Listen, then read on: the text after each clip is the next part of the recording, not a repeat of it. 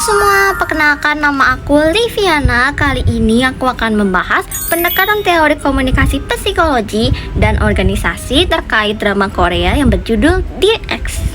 So, ini bukan cuma bahas dramanya aja, tapi apa yang terjadi di balik layar. Terutama kasusnya apa yang terjadi pada Kim Yoo Jong. Kita akan lanjut ke sinopsisnya. So, Dear Ex itu drama Korea yang menceritakan Baek Ah-jin yang diperankan oleh Kim Yoo Jong, aktris papan atas yang tampak sempurna namun punya masa lalu kelam dan sifat sosiopat karena trauma kekerasan.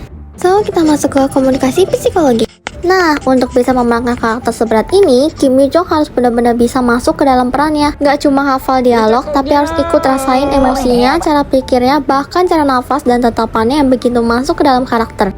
Disinilah kita masuk ke teori psikologi komunikasi. Psikologi komunikasi itu simpel banget sebenarnya. Gimana pesan yang kita terima dan kita sampaikan itu bisa memengaruhi pikiran, perasaan, dan perilaku kita. Di Dear Ex, komunikasi nggak cuma terjadi lewat kata-kata, tapi juga lewat tatapan, intonasi, sampai gestur tubuh. Dialog yang isinya manipulasi, ancaman halus, dan tekanan sosial itu bikin beban mental pemeran jadi lebih berat. Masalahnya, ketika aktor atau aktris main dengan emosi yang intens setiap hari, otak dan tubuhnya juga ikut terseret ke dalam konflik itu.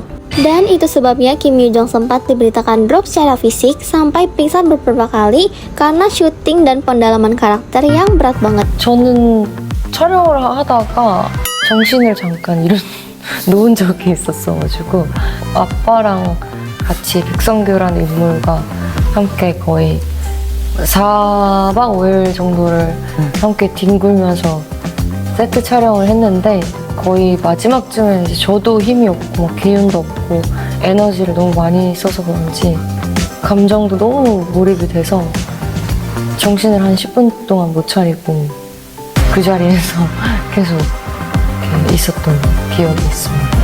Bahkan berhasil bikin penonton terseret dalam dramanya karena pendalaman karakternya benar-benar oke banget. Nah, jadi inilah yang dinamakan psikologi komunikasi.